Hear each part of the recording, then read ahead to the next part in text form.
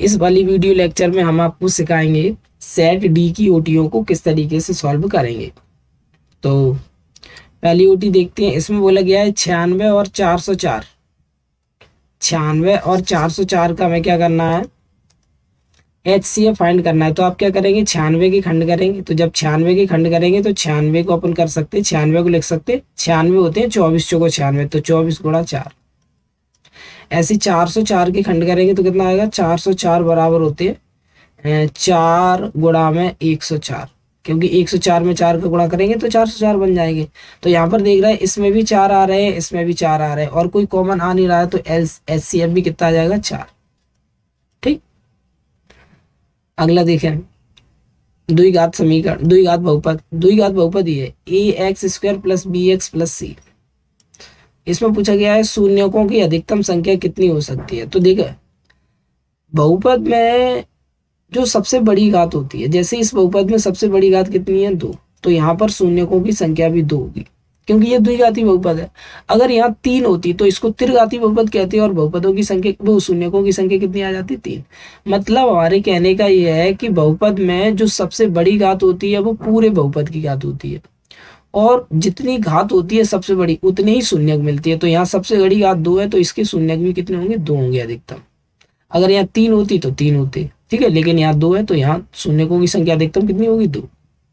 अगला देखें, इसमें बोला गया है कि समीकरण निकाय, एक समीकरण निकाय ये दिया गया है x प्लस के 2 y प्लस के 5 बराबर 0। एक समीकरण ये दिया गया है माइनस के 3x माइनस के 6y प्लस के 1 बराबर 0। अब इसमें चेक करना है कि ये दोनों समीकरण निकाय का हल कैसा होगा। तो हल करने के लिए अपन को क्या करना पड़ेगा, इस तरीके से ये फाइंड करना होगा, a1 बटे a2, b1 बटे b2, c1 बटे c2। तो इसमें 3 कंडीशन बनती है। अगर शुरुआत के 2 बराबर नहीं है तो होता है अद्वितीय हल। अगर ये बराबर आ जाए, ये कैसा आ जाए, अगर शुरुआत का ये बराबर आ जाए और ये बराबर नहीं हो तो होता है कोई हल नहीं।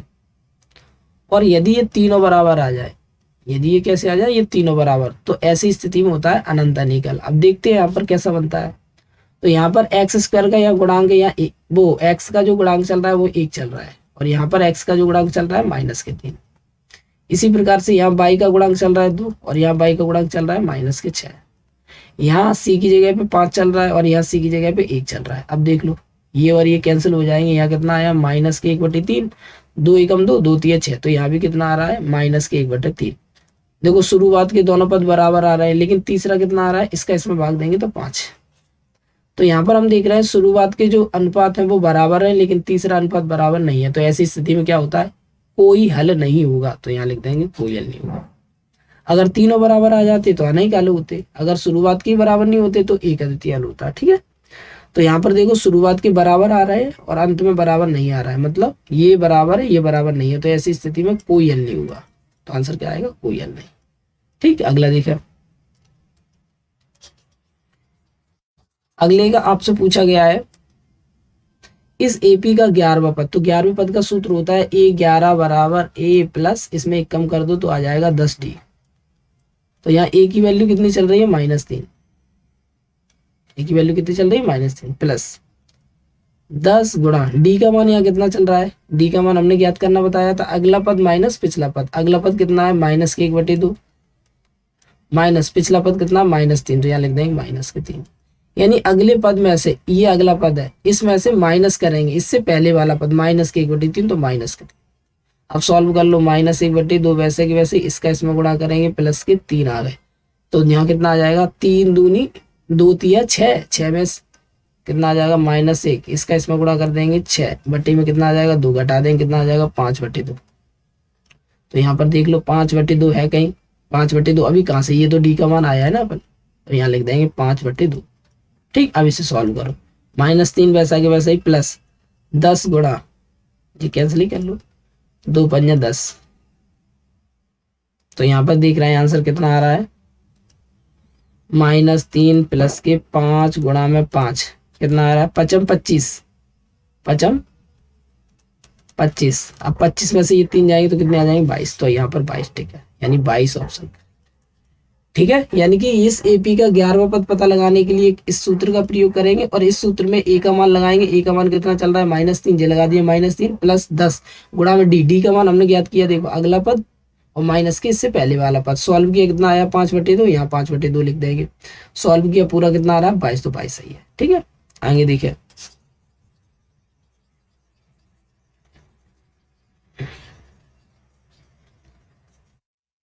अगली ऊटी देखें। अगले में बोला गया है कि एक त्रिभुज है, जो हमने एक त्रिभुज बना दिया। त्रिभुज का नाम है एबीसी, तो ए बी सी। इसमें डीई, डीई जी होगा, डीई समांतर है इसकी, मतलब ये वाली भुजा इसके समांतर। आगे देखो ए डी की वैल्यू कितनी है एक्स, मतलब ये एक्स है। बी डी की वैल्यू कितनी है x-2 है ये। और ए ई की वैल्यू कितनी है x+2 है। और ई सी की वैल्यू कितनी है यहाँ x-1 है। ठीक है, तब x का मान ज्ञात करो। तो ध्यान रखें जब दो भुजाएं समांतर होती हैं, जब दो भुजाएं समांतर होती हैं तो थेल्स प्रमेय कहती है कि इनका अनुपात जो होगा वो बराबर होगा। तो x के बटे में कौन आ जाएगा x-2, और इस वाले यहाँ x+2 के बटे में कौन आ जाएगा x-1। ठीक, अब गुणा कर लो, इसका इसमें गुणा कर दो। तो x का x में गुणा करेंगे x स्क्वायर, x का 1 में गुणा करेंगे -x, इसका इसमें कर दो। यहाँ फॉर्मूला बन रहा है, इसका इसमें करो पहले, x-2 का गुणा कर रहे हैं x+2 में।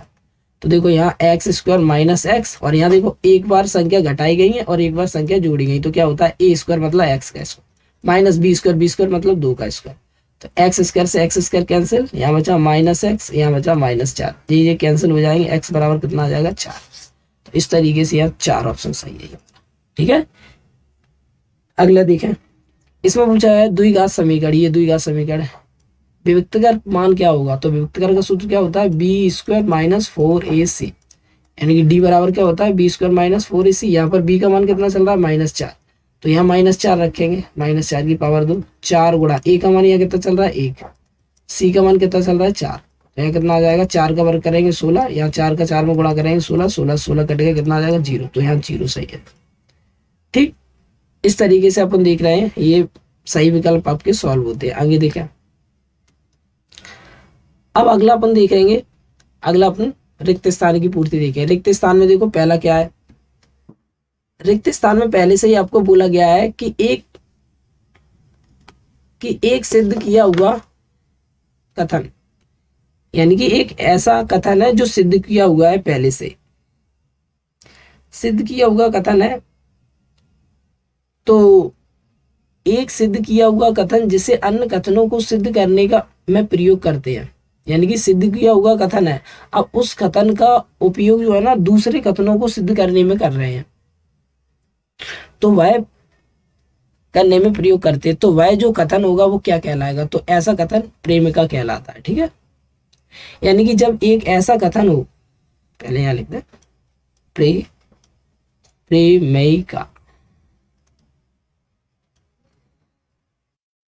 यानी कि एक ऐसा कथन जो पहले से ही सिद्ध किया है और उसी कथन को दूसरे को सिद्ध करने में प्रयोग कर रहा है, तो ऐसे कथन को अपन क्या कहते हैं प्रेमिका जी, आपको याद रखना पड़ेगा। ठीक है, चलो आगे देखें। श्रीधराचार्य ने एक सूत्र प्रतिपादित किया जिसे अब किस रूप से जाना जाता है, तो श्रीधराचार्य ने जो सूत्र उत्पादित किया था वो ये था, x बराबर -b + रूट के अंदर b² - 4ac divide by 2a, ये श्रीधराचार्य ने सूत्र को प्रतिपादित किया। और इसी सूत्र को हम किस नाम से जानते हैं, द्विघाती सूत्र। किस नाम से जानते हैं, द्विघाती सूत्र। तो यहाँ पर आपका जो आंसर आएगा वो क्या आएगा, द्विघाती सूत्र लिख देंगे, द्विघाती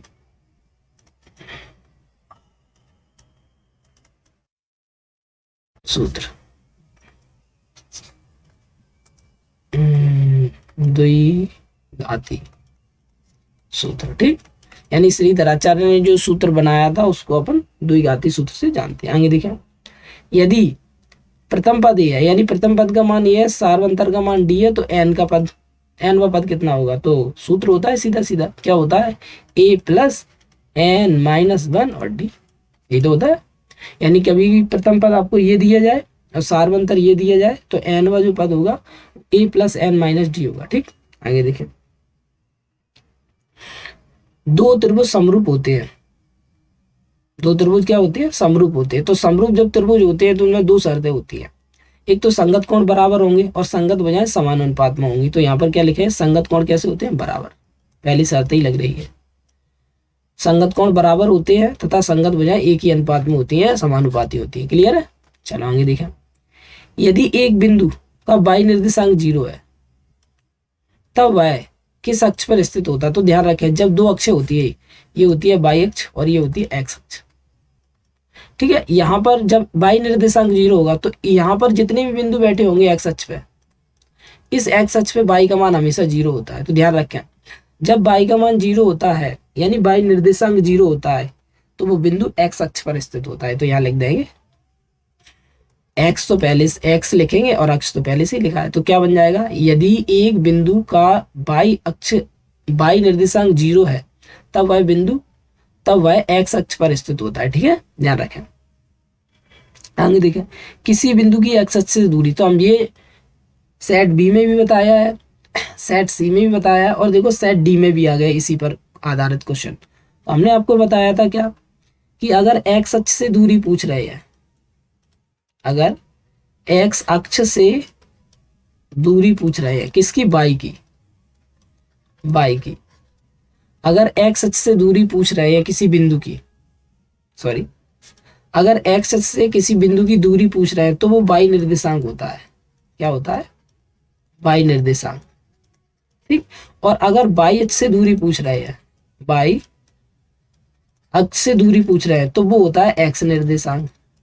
ठीक, और इनके नाम भी है, y निर्देशांक को दूसरे नाम से जानते हैं कोटि और x निर्देशांक को दूसरे नाम से जानते हैं भुज। अब देख लो यहाँ x से दूरी बिंदु, किसी बिंदु की x अक्ष से दूरी क्या होगा? y निर्देशांक। तो y निर्देशांक तो यहाँ y निर्देशांक लिख लो या फिर आप कोटि लिख दो। तो यहाँ देखो कोटि लिखा है हमने, तो यहाँ आपके पास ऑप्शन है, कोई भी लिख सकते हैं, चाहे y निर्देशांक लिख लो चाहे क्या लिख लो, कोटि लिख लो।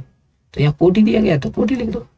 ठीक है, तो ध्यान रखें, किसी बिंदु की x अक्ष से दूरी क्या कहलाती है? कोटि कहलाती है या y निर्देशांक कहलाता है। आगे देखिए 77 सभी समद्विबाहु त्रिभुज सदैव समरूप होते हैं? तो ऐसा नहीं है। समबाहु त्रिभुज हमेशा समरूप होते हैं, लेकिन ये जरूरी नहीं है कि समद्विबाहु त्रिभुज भी सदैव यानी हमेशा समरूप हो, तो ऐसा जरूरी नहीं है, तो इसीलिए असत्य है। ठीक है, दृष्टि रेखा प्रेक्षक की आंख से प्रेक्षक द्वारा देखी गई वस्तु को बिंदु को मिलाने वाली रेखा होती है। बिल्कुल है, क्योंकि जब कोई व्यक्ति होता है और वो व्यक्ति किसी वस्तु को देख रहा है आसमान में, तो ये जो लाइन बनी इन दोनों को मिलाने वाली ये रेखा, इसको अपन क्या कहते हैं? दृष्टि रेखा। अब वो व्यक्ति चाहे आसमान में देखे चाहे जमीन पे देखे, दोनों दृष्टि रेखा ही मानी जाती, तो वो सही बोल रहा है, यानी कि सत्य। आगे देखें, देखी गई वस्तु का उन्नयन कोण दृष्टि रेखा और क्षैतिज रेखा के से बना होता है, जबकि वस्तु देखने के लिए अपने सिर को नीचे की ओर झुकाना पड़ता है। नहीं, अगर कोई व्यक्ति खड़ा है और वो अपने सिर को नीचे की ओर झुका रहा है, तो यहाँ पर क्षैतिज रेखा ये और दृष्टि रेखा ये, यहाँ पर जो कोण बनेगा वो अवनमन कोण बनेगा। क्या बनेगा? अवनमन। और अगर सिर को ऊपर उठा रहा है ये, तो यहाँ इन दोनों के बीच जो कोण बनेगा वो बनेगा उन्नयन कोण। ठीक, तो यहाँ पर देखो नीचे की ओर झुकाना पड़ता है, किसमें? उन्नयन कोण में, तो ये गलत है। अवनमन कोण में नीचे की ओर झुकाना पड़ता है, तो इसीलिए क्या है? ये ओटी असत्य है। ठीक, आगे देखें, बाह बिंदु से किसी वृत्त पर खींची गई स्पर्श रेखाएं बराबर होती है। यानी अगर कोई वृत्त है और वृत्त पे एक बाहरी बिंदु है और यहाँ से दो स्पर्श रेखा बना इस तरीके से, तो ये दोनों स्पर्श रेखाएं हमेशा बराबर होती हैं। ठीक है, ये आपने सिद्ध भी किया सवालों में, तो ये सत्य है। आगे देखें, एक निश्चित घटना की प्रायिकता, हाँ अगर कोई घटना घटी है और वो निश्चित है तो जाहिर है वो 100% होगी, और 100% की वैल्यू कितनी होती है? 1। तो याद ही रख ले, एक निश्चित घटना की जो प्रायिकता होती है वो 1 होती है। ठीक, यानी कि ये सत्य है। आगे देखें, असंभव घटना होती है तो 0%, और 0% की वैल्यू 0 होती है। तो यहाँ असंभव घटना की प्रायिकता कितनी होती है? 0। तो बिल्कुल सही बोल रहा है, यानी ये भी सत्य है। यानी इसमें केवल और केवल पहले नंबर का असत्य है और तीसरे नंबर का सत्य, बाकी सब सत्य है। ठीक, तो इस तरीके से ये सत्य सत्य हुए। आगे देखें, टेन थीटा सभी लोग जानते हैं, टेन थीटा बराबर क्या होता है? साइन थीटा बटे कॉस थीटा। ये सूत्र है सीधा सीधा, 1 प्लस कॉट स्क्वायर थीटा क्या होता है? Cosec square theta. Sec square theta -1, क्योंकि ये सूत्र होता है 1 प्लस टेन स्क्वायर थीटा बराबर होता है सेक स्क्वायर थीटा। अब ये प्लस का 1 इधर से हटा के इधर भेजेंगे, क्या कहा जाएगा? माइनस का। तो देखो सूत्र बन गया, सेक स्क्वायर थीटा -1 बराबर क्या होता है? Ten square theta. तो देख लो जहाँ में टेन स्क्वायर थीटा कहाँ लिखा है? ये लिखा है। समांतर श्रेणी का व्यापक रूप हम बता चुके हैं पिछले सेटों में, ये होता है। ठीक है, ये समांतर श्रेणी का व्यापक रूप है। अर्धवृत्त का क्षेत्रफल, पूरे वृत्त का क्षेत्रफल होता है पाई आर स्क्वायर। आधे वृत्त का है तो 1/2 का गुणा कर दो। देखो अर्धवृत्त का क्षेत्रफल कौन हो जाएगा? ये हो जाएगा। ठीक, पाई का मान जो होता है वो 22/7 भी होता है, और पाई का मान लगभग में 1.3.14 भी होता है। तो ये पाई का मान, इस तरीके से ये जोड़ी हो गई आपकी। आगे देखा, चर बाई में द्विघात समीकरण का मानक रूप। वैसे अपन जानते हैं कि द्विघात समीकरण का जो मानक रूप होता है वो ax² + bx + c बराबर 0 होता है। लेकिन यहाँ ये x चर में है, लेकिन ये पूछ रहा है बाई में, तो क्या बना दोगे? a² प्लस के by और प्लस c बराबर 0। तो ये आ गया आपका आंसर। ठीक, देखो ये लिखा है इन्होंने। ठीक, अगर x की अगर वो कोई नहीं दे तो ये वाला लिख देंगे, अगर वो स्पेशल पूछे बाई में तो x की जगह बाई लगा के लिख देंगे। ठीक है, तो उत्तर कौन सा है? ठीक, आगे देखिए अगला, वो कह रहे हैं मूल बिंदु से बिंदु इतने की दूरी, यानी मूल बिंदु होता है 0,0। अब किसकी दूरी पूछ रहा है? x, y की।